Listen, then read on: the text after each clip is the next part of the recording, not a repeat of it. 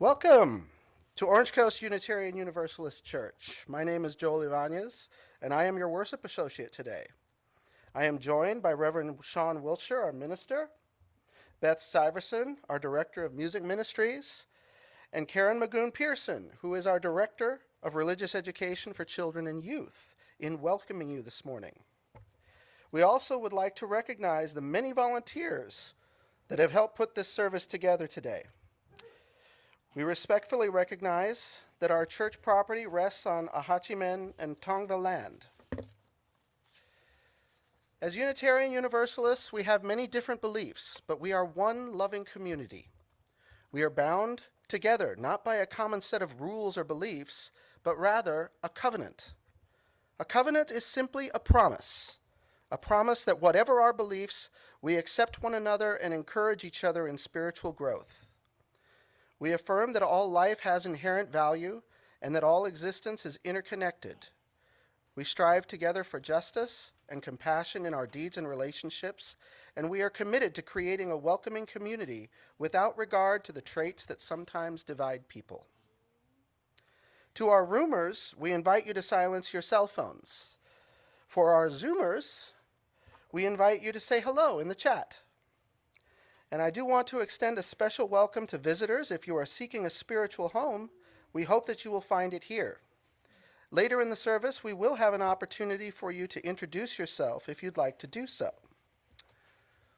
I would also like to make a note that should you hear any particular loud noise come from this particular speaker, it's simply, there's no problem with that. It may click from time to time. So, just so you know. We would like to begin our worship with the lighting of the chalice. And this morning, I'd like to invite Lori Kluge up here to light the chalice, who has been a member of OCUUC for 7 years. She is the leader of the Sermon Discussion Group, a pastoral care associate, and participates in the Women's Circle. She also has a parrot named Valentino who speaks Spanish. So please join us as we say, love is the spirit of this church and service is its law. To dwell together in peace, to seek truth in love, and to help one another. This we affirm together. Good morning, everyone. Our opening song is a new lyrics to a very old hymn tune. It's called Heiferdal. If you grew up maybe in a Christian church, you might recognize the tune. However, it is also the same tune as Blue Boat Home. But it's a little bit a straighter tune, so just kind of follow along. The words were rewritten by a Unitarian Universalist colleague, Amanda Udis Kessler. Please rise and body your spirit as we sing the song.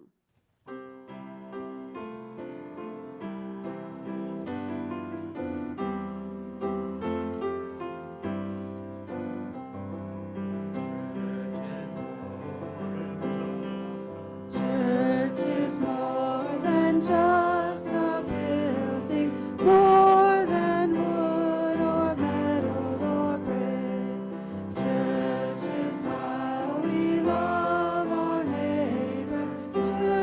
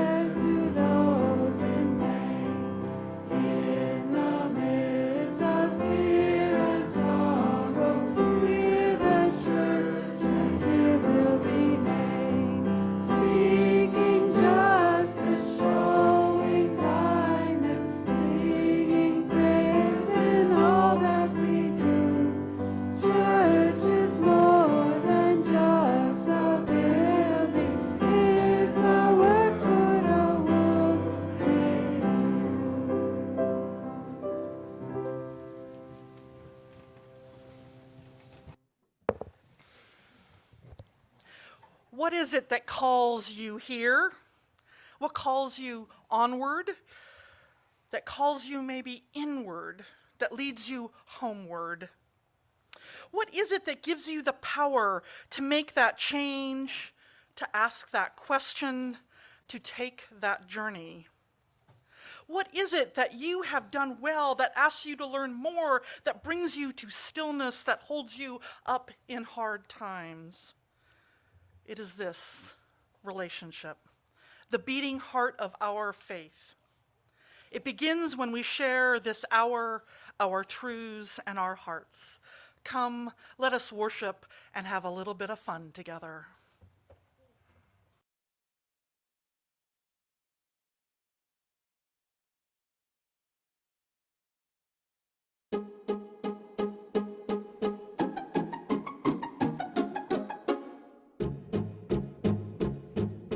I am the very model of a modern Unitarian, far broader than a Catholic, Hindu, Jew, or Presbyterian. I know the world's religions and can trace their roots historical, from Moses up to Channing, all in order categorical. I'm very well acquainted too with theories theological. On existential questions I am always wholly logical. About most any problem I am teeming with a lot of views. I'm full of fine ideas that should fill our church's empty pews. We're full of fine ideas that should fill our church's empty pews. We're full of fine ideas that should fill our church's empty pews. We're full of fine ideas that should fill our church's empty pews. I quote from Freud and Jung and all the experts psychological. I'm anti-nuke, I don't pollute, I'm chastely ecological. In short, it matters spiritual, ethical, material. I am the very model of a modern Unitarian. In short, it matters spiritual, ethical, material. We are the very model of a modern Unitarian. I use the latest language, God is never Father or the Lord, but ground of being, source of life, or almost any other word. I never pray, I meditate, I'm leery about worshiping. I serve on 10 committees, none of which accomplish anything. I give to worthy causes and I drive a gas-conserving car. I have good UU principles, although I'm not sure what they are. I'm open to opinions of profound or broad variety, unless they're too conservative or smack of righteous piety. Unless they're too conservative or smack of righteous piety. Unless they're too conservative or smack of righteous piety. Unless they're too conservative or smack of righteous piety. I formulate agendas and discuss them with the best of them, but don't ask me to implement, we leave that to the rest of them. In short, it matters spiritual, ethical, material. I am the very model of today's religious liberal. In short, it matters spiritual, ethical, material. We are the very model of today's religious liberal.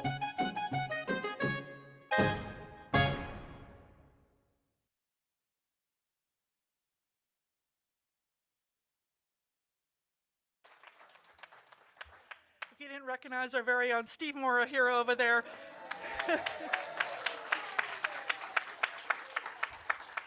And he did it in one take. Yeah, impressive, right? All right, I have a Time for All Ages story this morning. The photograph on your left is one for the kids, and then the one on the right is for the adults. As I realized I was telling a story about the house that argued. So just a little inside joke. If you don't know what that is, come see me. I'll tell you about it. Let's see. So once upon a time, there was a family that lived together, mostly in harmony, in a big palm tree that was one of those trees that's up on stilts like you see there on the screen.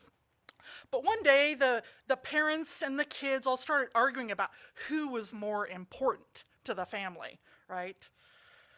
Well, this unfortunately kind of spread the energy around, and before long, the parts of the house started to argue about who was the most important. The poles that supported the high house off the ground started grumbling, saying, we are the most important part of the house because we lift everybody up, but away from all the floods and anything that might creeping crawly upwards.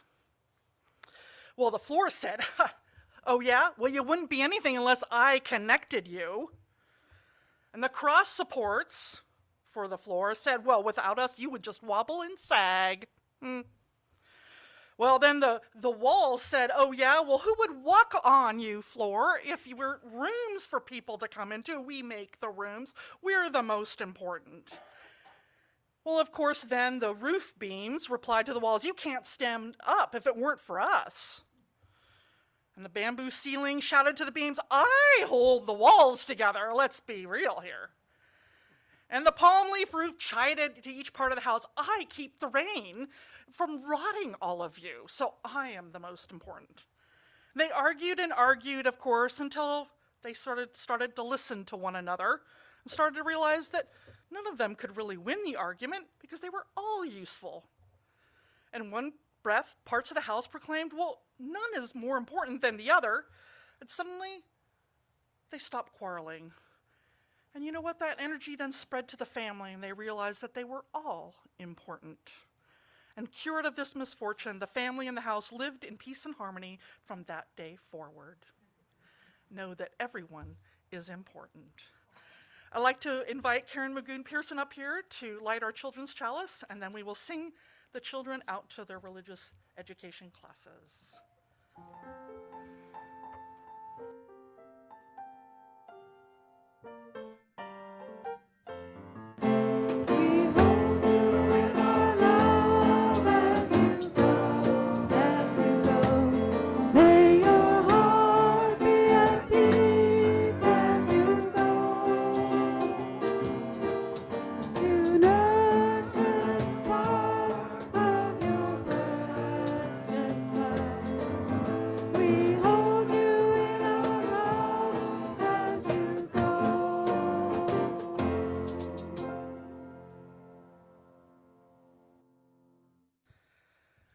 Our reading this morning comes from a colleague, and some of, I think, people in the choir know Jason Shelton, and if you read the little parts on the bottom of the screen, you'll notice that Jason Shelton's name comes up a lot because he's a great composer in our denomination. As a matter of fact, the choir is going to be singing one of his songs for our offertory today.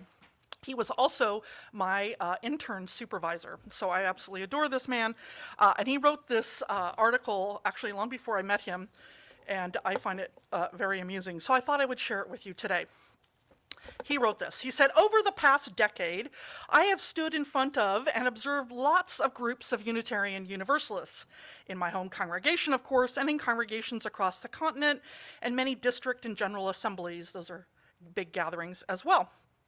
And when I look at us from that privileged vantage point, I often think to myself, what a bunch of dorks we are. I mean, come on, have you looked at us, really? I say this with complete and total sense of shared identity. I see dorks everywhere I look. Dorks of every race, ethnicity, gender, affectional orientation, age, economic background, educational background, you name it, we've got it covered.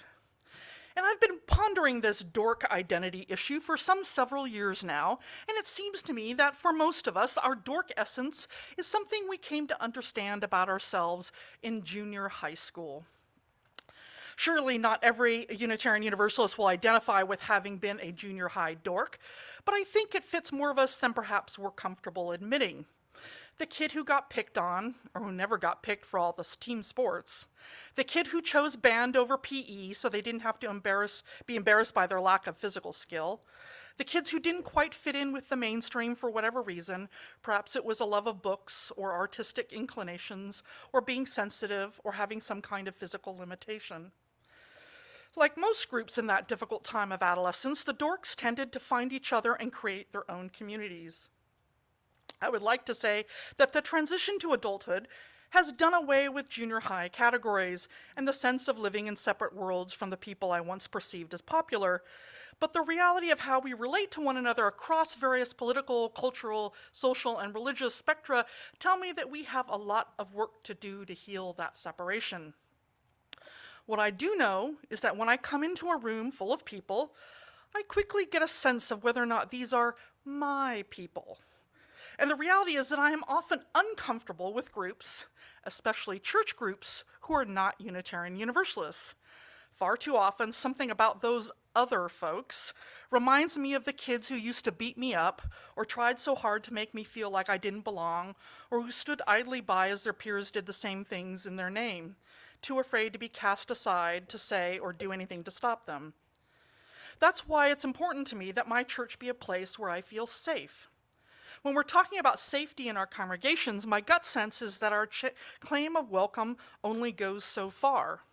There are people we really aren't comfortable being around, and these are the people we are, unconsciously for the most part, trying to keep out. The ones who, long ago, first caused us to doubt our inherent dignity and worth. We have worked too hard, come too far, to let them do that to us ever again. No wonder we're so good at keeping our faith and its message of welcome and redemption a secret. But that's not exactly a recipe for spiritual maturity, is it?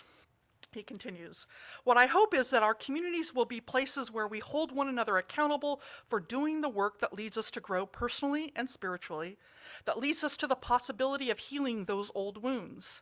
If we do that with integrity, we will become the church we claim to be, and will experience tremendous growth across a broad spectrum of measurable categories.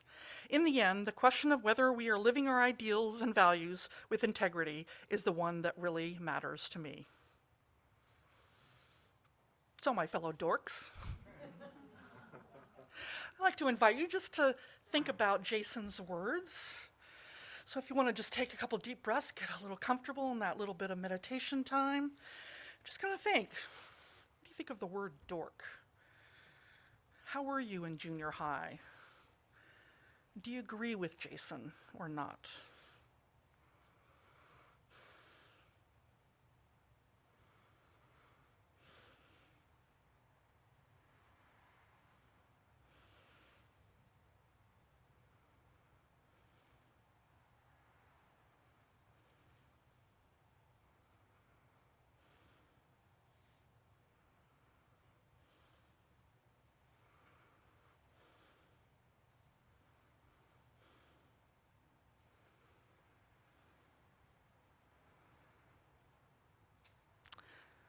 Susan Shaw is going to join in with her penny whistle, and then when Beth begins singing, you're welcome to join.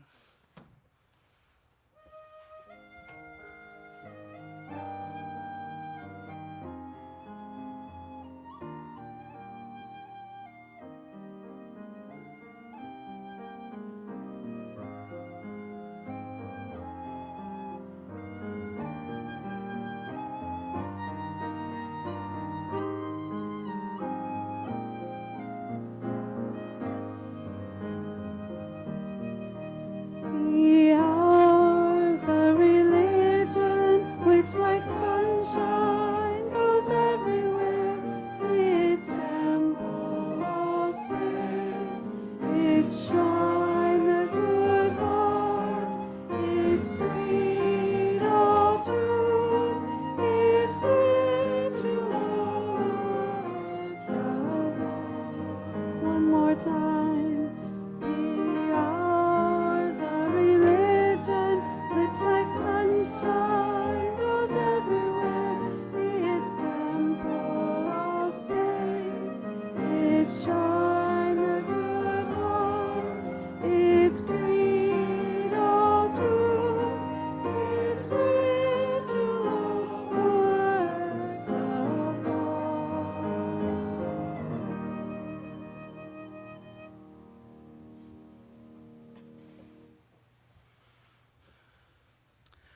You know, when I first was applying for positions as a minister around the country, I remember looking at this one in Orange County here in Costa Mesa, and I really liked basically the pamphlet that they put together, this whole big booklet of everything. But I remember thinking, Orange County? I don't know anything about Orange County except I know it's kind of conservative, and I know that there's something called Real Housewives of Orange County.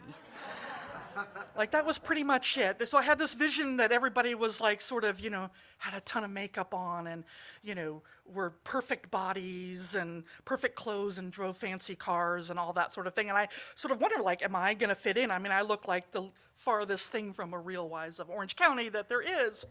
And I remember back then we didn't have Zoom, we used Skype, right? So back then I remember meeting with the search committee.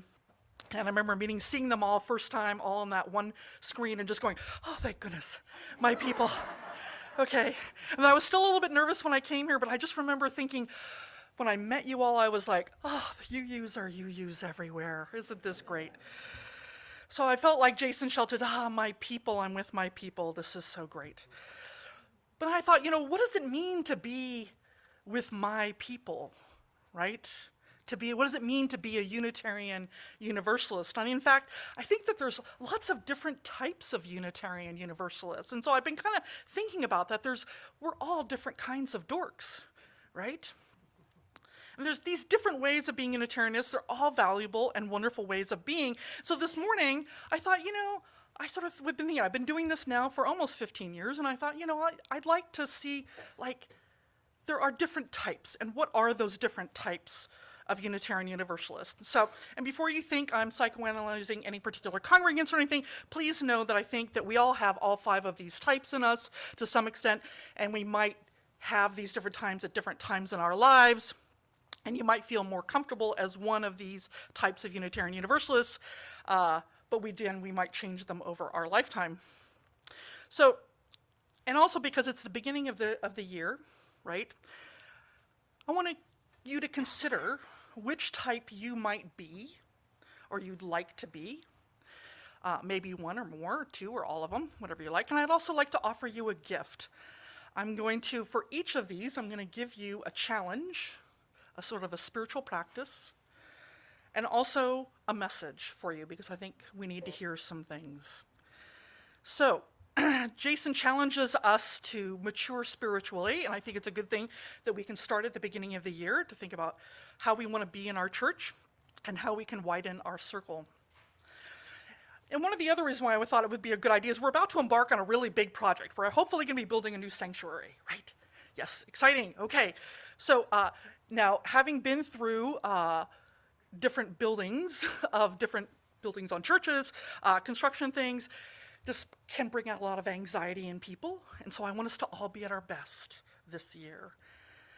All right, and since also our theme for January is centering, I thought this would be a good idea. We're going to be centering. All right, so 5 types, give you a challenge and a message. And the first type, I gotta turn this on, are the social butterflies.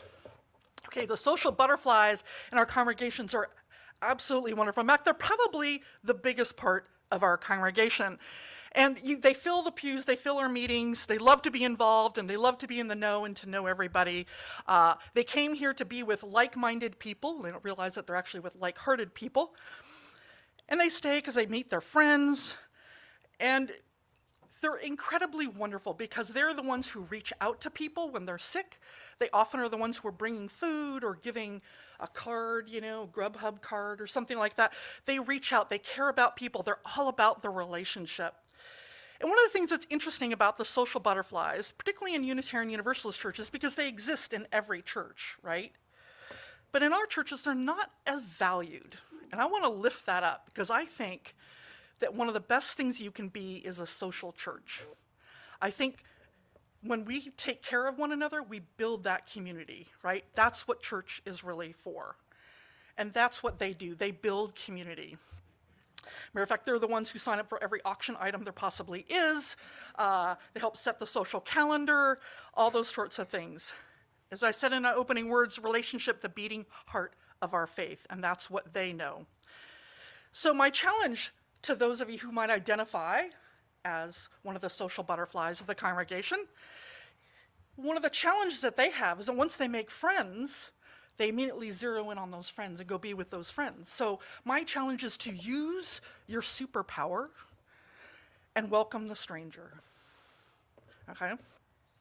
So that's the spiritual challenge that I have for you. Use your superpower to welcome others.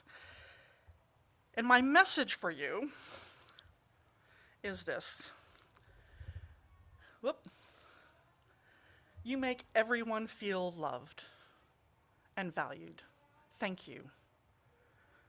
And you represent divine love in this world and in this congregation. And you need to hear that. Because every time you show up for an event, you help someone feel valued that they did that event. Every time you show up and say, hey, good to see ya. Hey, Linda. That's when we start feeling that connection and that feeling. So thank you for building this church. The second type, are the seekers. By the way, these are in no particular order. Seekers are are generally seeking spiritually, but not always. They seek to understand themselves and the world around them. Maybe that's through knowledge, music, the arts, all sorts of things. They often long to connect to something that's larger than themselves. They can sometimes be impatient with wanting to know that right now, right? Give me that book. I want to have that perfect sermon that's going to tell me exactly how I need to be and who I need to be right now. They love the adult ed classes and our sermon discussion groups because they want to go deeper into things. They long to connect to something larger themselves, but may not be something that's traditional in religion, that religion has to offer. That will often leave them cold, but they know that there's something more out there. They have big questions and there are no easy answers for them. So, because there's no easy answers, unfortunately, they've come to a UU church, we don't have easy answers here. There isn't going to be some brilliant flash of insight usually. We can get caught up in that wanting instant gratification. But seeking is a lifelong struggle. So the invitation really is to keep yourself open. So for seekers, the biggest thing you can do is make time for reflection. Whether that is taking a walk, journaling, shamanic journeying, if you're like me, whatever it is, take time, meditation, and you've got to make the time in order to do it. Now, I say this also because this was me when I first was joining Unitarian Universalism. I was a seeker. I wanted something larger than myself. I wanted to belong to a community, but I didn't know what that meant. I didn't know how to do it. And I remember kind of coming to church and being like, I don't quite understand how this works. And trying to figure it out is, I think, really important. And it was often the social butterflies who helped invite me in, right? But I found my way. And I think the one thing I always want to make, seekers they often come at a time in their life when they're dealing with a health issue or a death in the family. They're often someone who's some sort of spiritual crisis going on inside of them. So I always want to tell them that you are loved, even when the world seems empty and dark, that you are loved. One of my favorite songs is "There is a Love Holding You, Rest in That Love."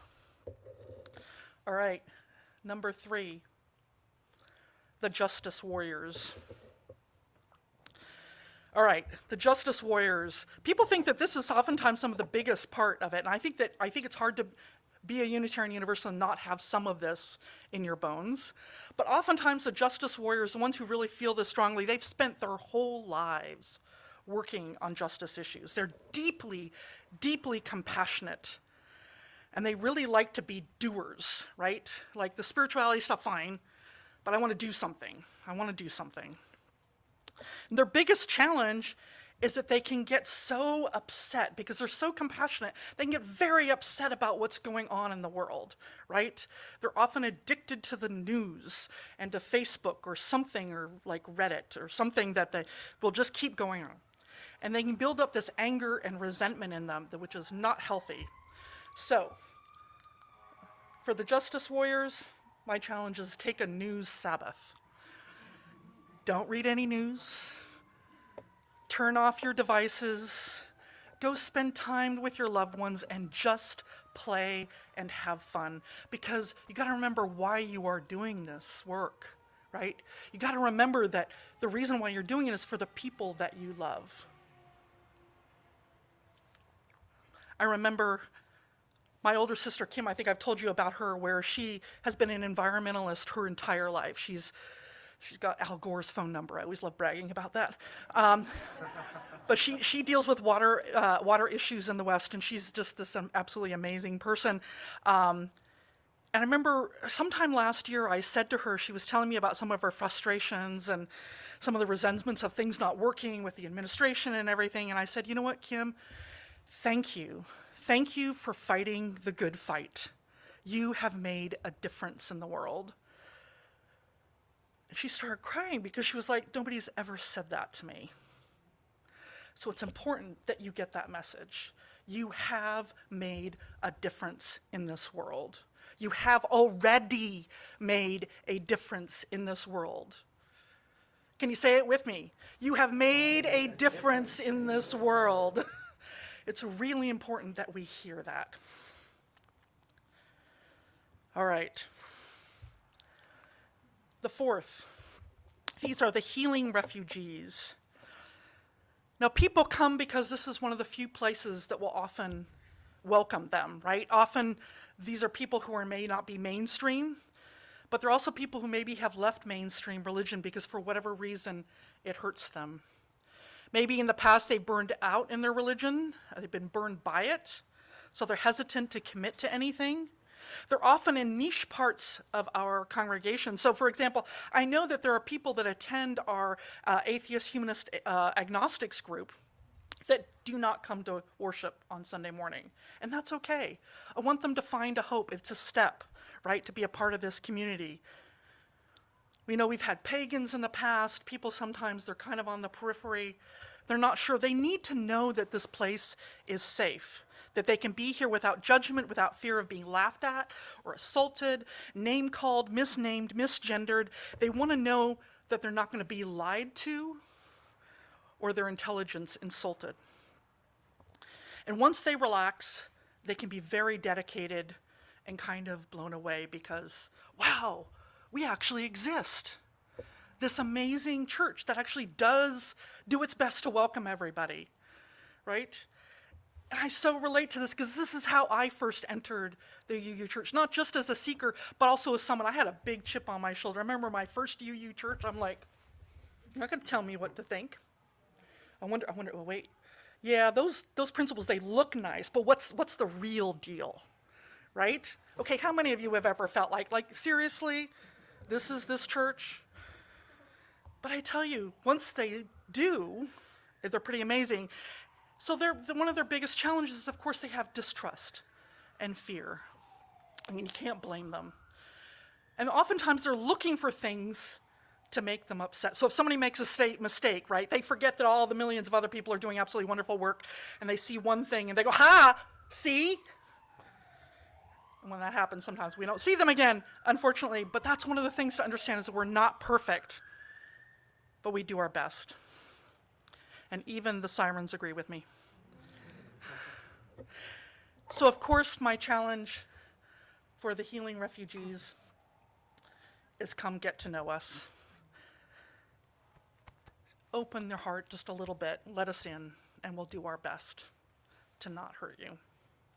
And the message is that you're safe, you're not alone, and we really are that cool.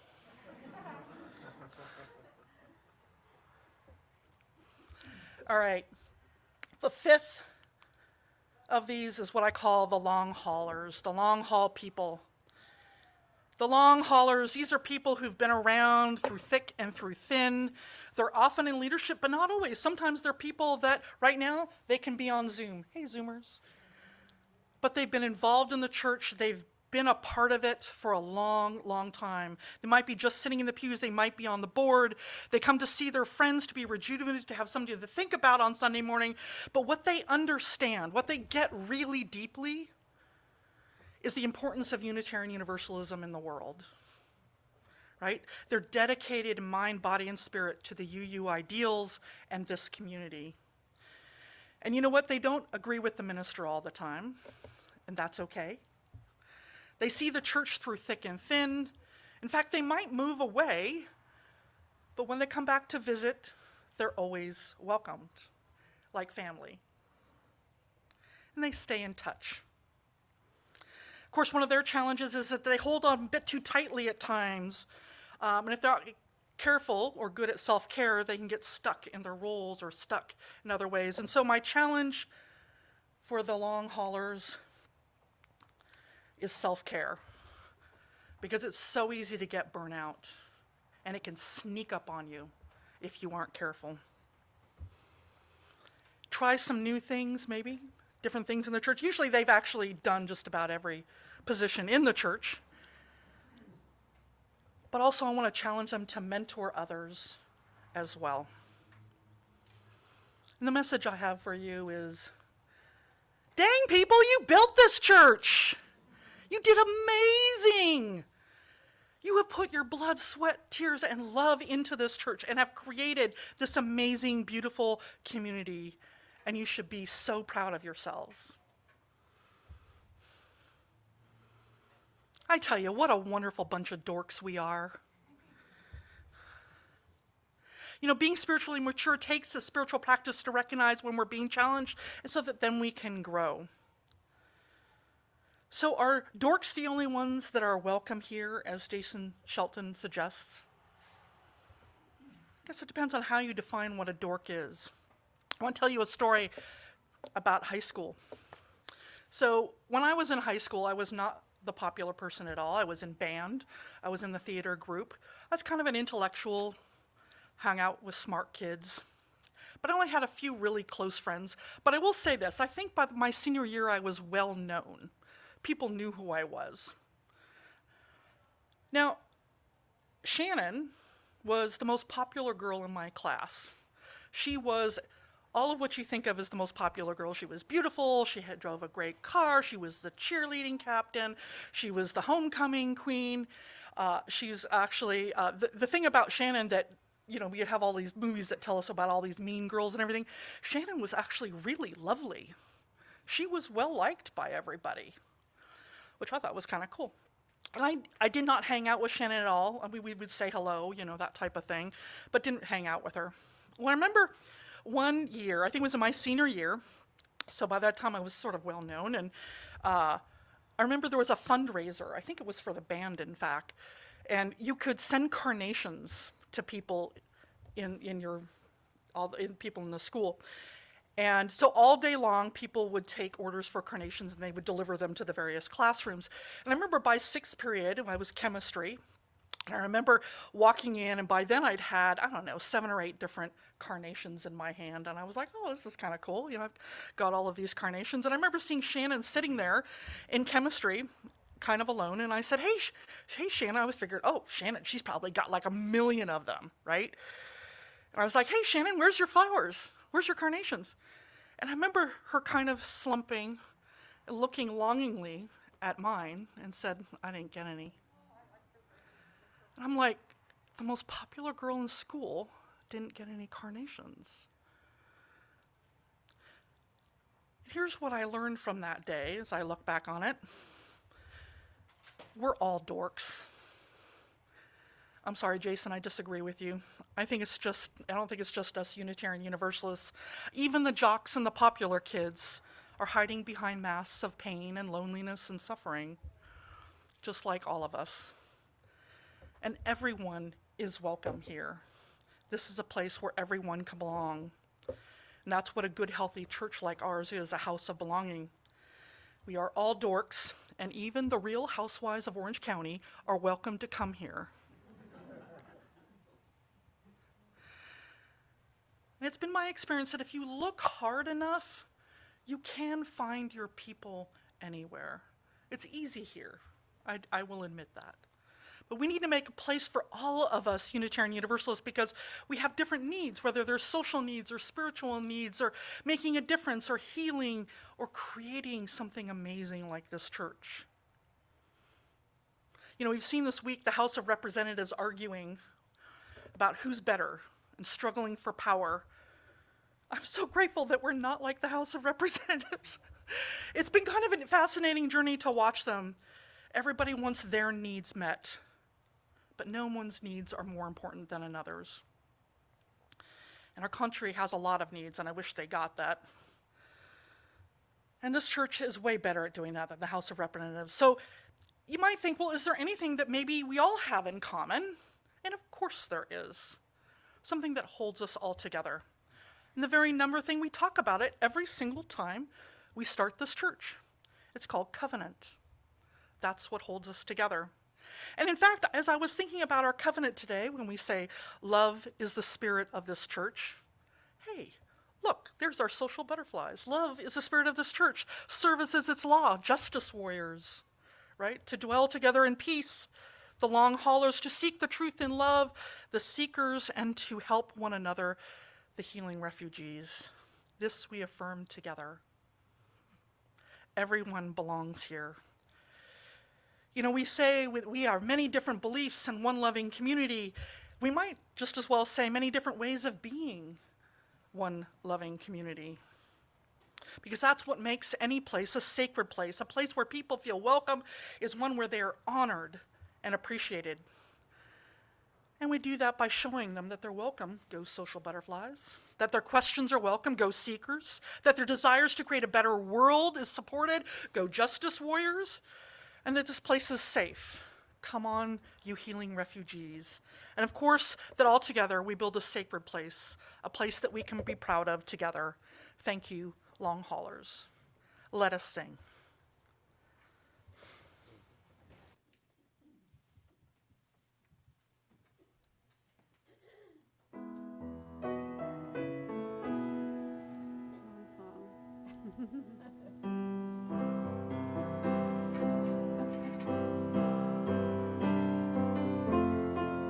So the choir is going to sing this once through first, and then you can join us. What makes this place a sacred place is not some ancient scroll, no relic old or statue cold or painting on the wall, but the kindness shown on every hand, the smile on every face, and the love we bring and the joy we sing make this a sacred place. Now join us on verse 1.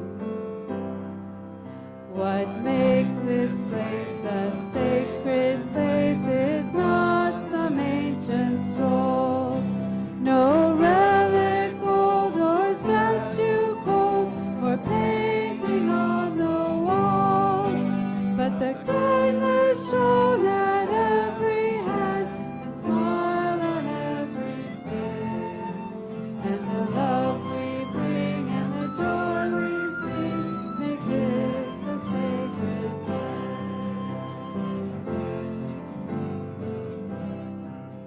What makes this place a sacred place is the fellowship we share, a listening ear, a word of cheer to show how much we care, a kiss to greet when first we meet, a party fond embrace, and the love we bring and the joy we sing make this a sacred place.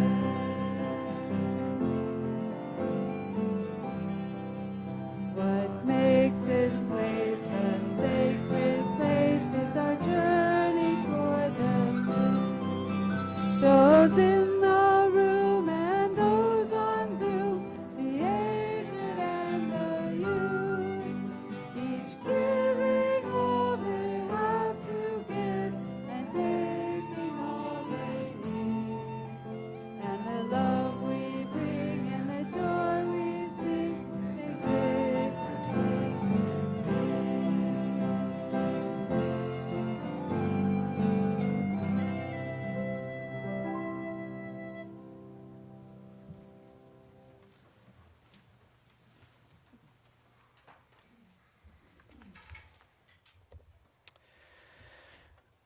Unitarian Universalist congregations are fully self-supporting, meaning that members and friends raise all funds for the operating budget, ministries, and programs of the church.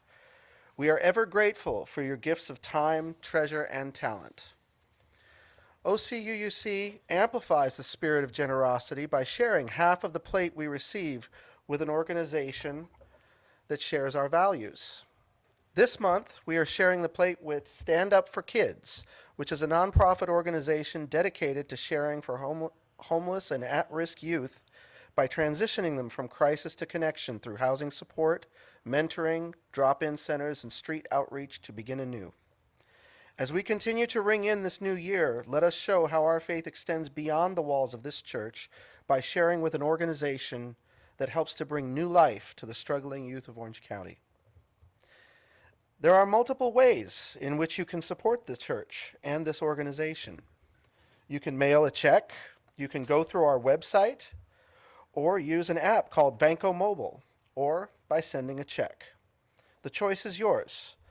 All the information is on our website should you need it. As always, thank you for your generosity.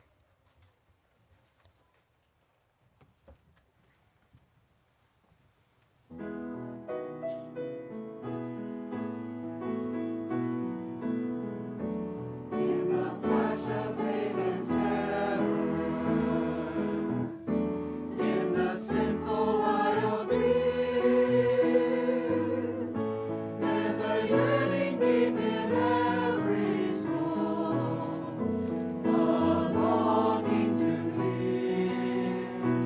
Love has already won, love has already won, just as sure as the day greets the morning sun. Love has already won, love has already won. Be not afraid, love has already won. We invite you to sing this with us. Will this violence break our spirits?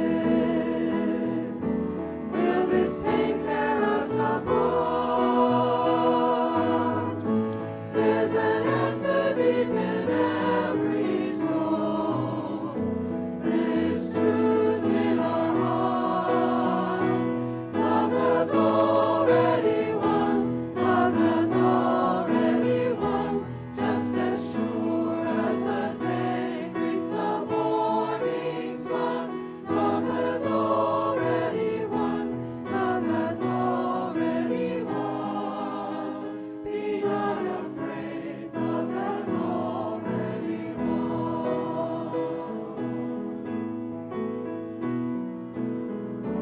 Let us rise in love and justice.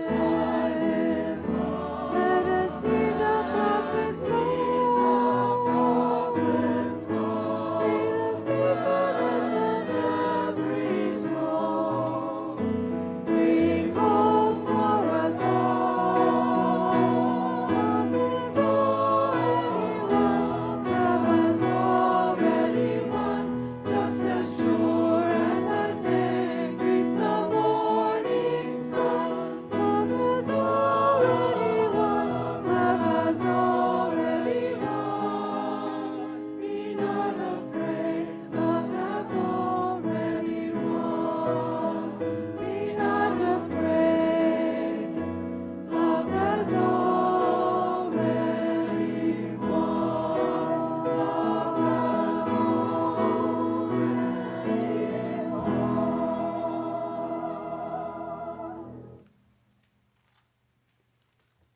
And now we sing We Gather Together, a song that puts our intentions into words and expresses our gratitude for the many gifts we share.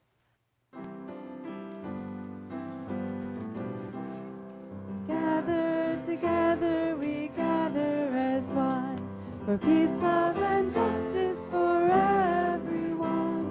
We give from our hearts to show that we care. We can change lives with what we share.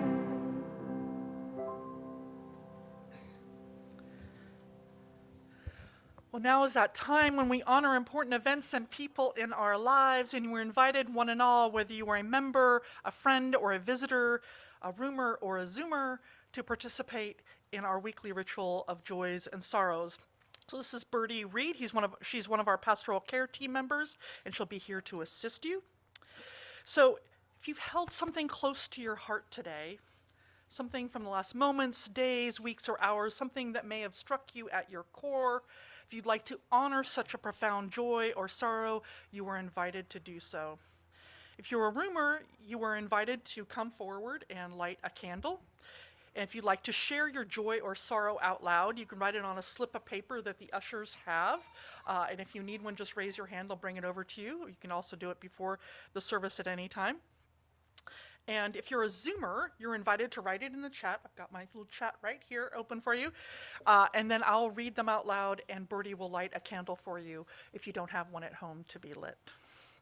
So once the roomers are done lighting their candles, I will read all the joys and sorrows out loud as Birdie then lights them for the Zoomers. As music is played, I invite you to silently offer healing or celebration as you feel called and according to your own beliefs. Please come forward and light your candle.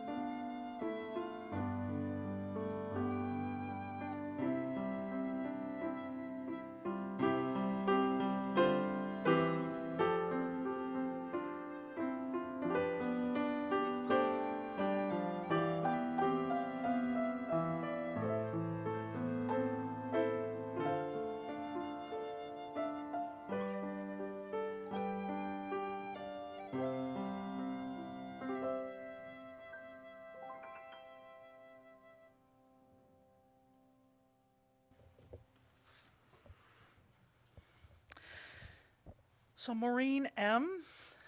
on Zoom, she says she would like a candle lit. She said it's a joy to have her daughter Corliss and her husband visiting for the weekend. I'm so glad she's here, Maureen. Tracy says please simply to light a candle for her.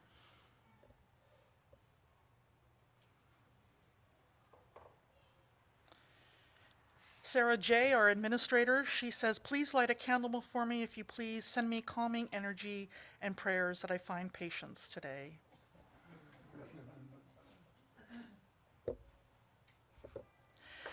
And Marilyn F. would like a candle lit. She says her beloved dog Gibbs died on Wednesday. She said she'll miss him dearly, but she's glad to know that he's now at peace. Oh, our fur babies, we miss them.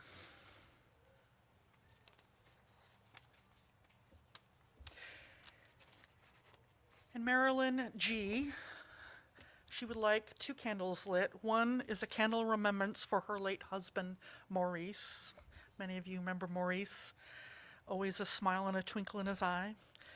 She said these flowers, in fact, are in memory of him. He would have been 82 today.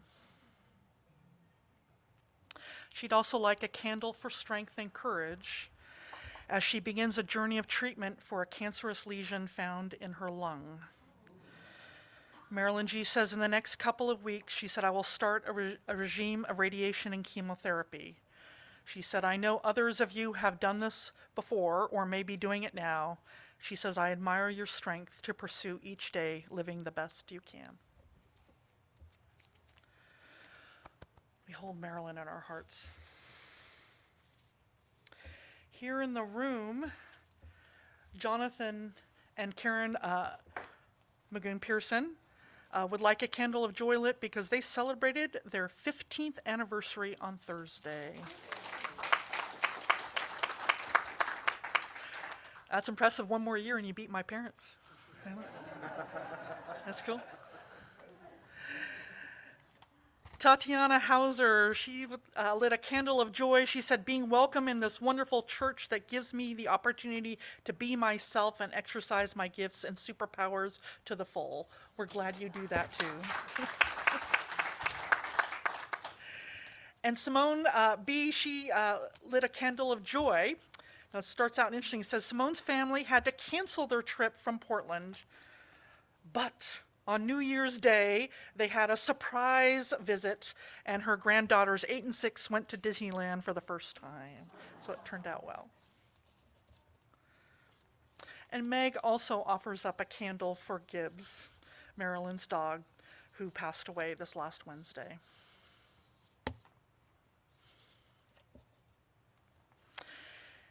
And Judith, she lit a candle of joy for Barbara S., who continues to improve at her rehab hospital. If you didn't know, Barbara S. Broke her leg rather badly a couple weeks ago. And Judith has cards to sign for Barbara. Meet her on the patio after the service. So Judith, you want to raise your hand? There's Judith there in the back with the was a purple sweater. There we go. And Adam Goldman lit a candle in memory of Geraldine and Jacqueline.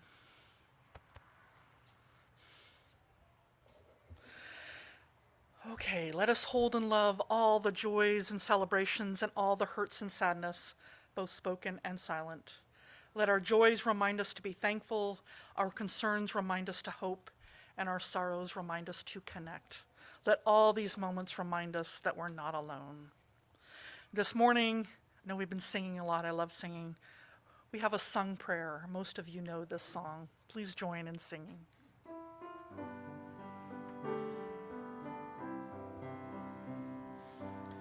Spirit of love, come unto me.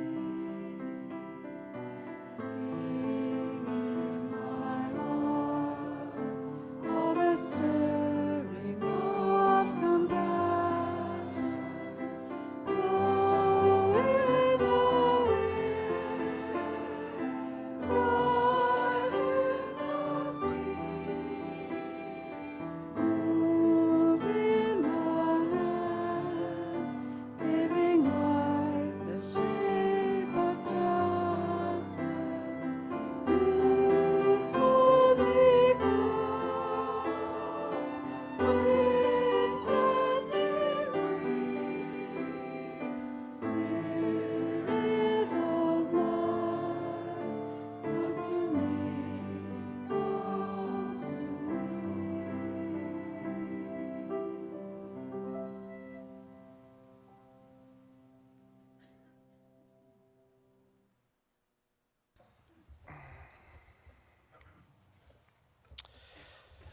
Let us join together as we extinguish the flame of our chalice and say together, we extinguish our chalice, but not the flame of truth, the warmth of community, or the fire of commitment. These we carry in our hearts until we are together again.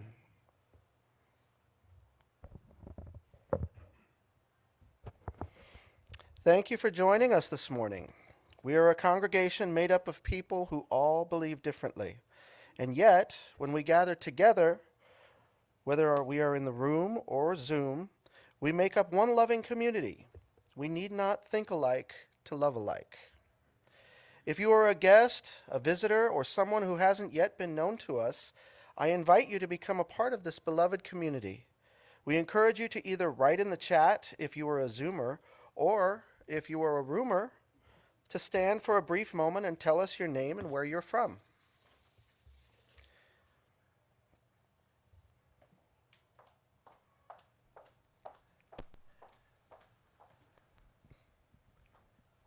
Welcome.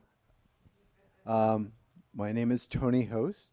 This is my wife, Sandra. We were members here. In fact, I was president when Karen Stoyanov was our minister. So to all our friends, welcome from Iowa. We're on the way back from a cruise we took down in San Diego. But all of our family, John, Melanie, Carrie, doing well. And we miss you all. These are long haulers. Welcome back.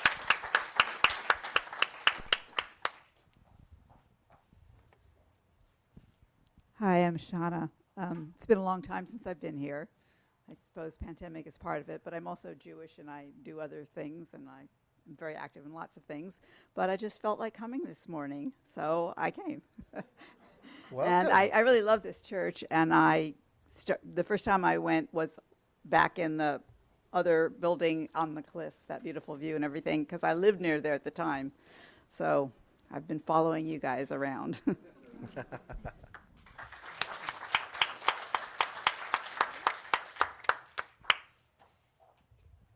I'm Jewel McNeil, and Paul Griffin is with me, my husband, and we're having a wonderful week in California this week, visiting one of our best friends, Sean. Ah. Is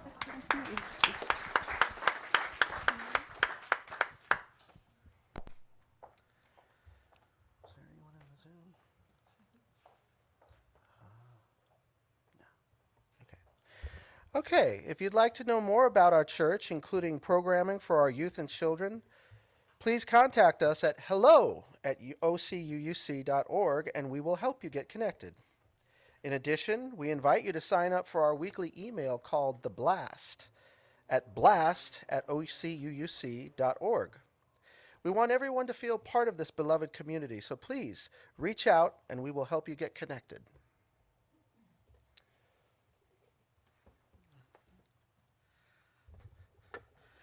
All right, I just want to point out some things going on. We've got all sorts of wonderful, amazing things going on coming up. We've also got some programming coming up for seekers, for all sorts of different people, different types of people coming up. I do also want to point out that I am out next week because, as Jewel mentioned, some of my best friends are in town. So we're going to be going have some fun around and everything. You can blame them for me not being available.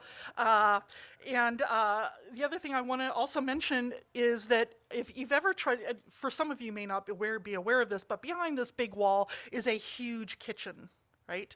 And we've been using it for lots of different things in the past and hopefully in the future as well. But the stove has been a problem, to say the least.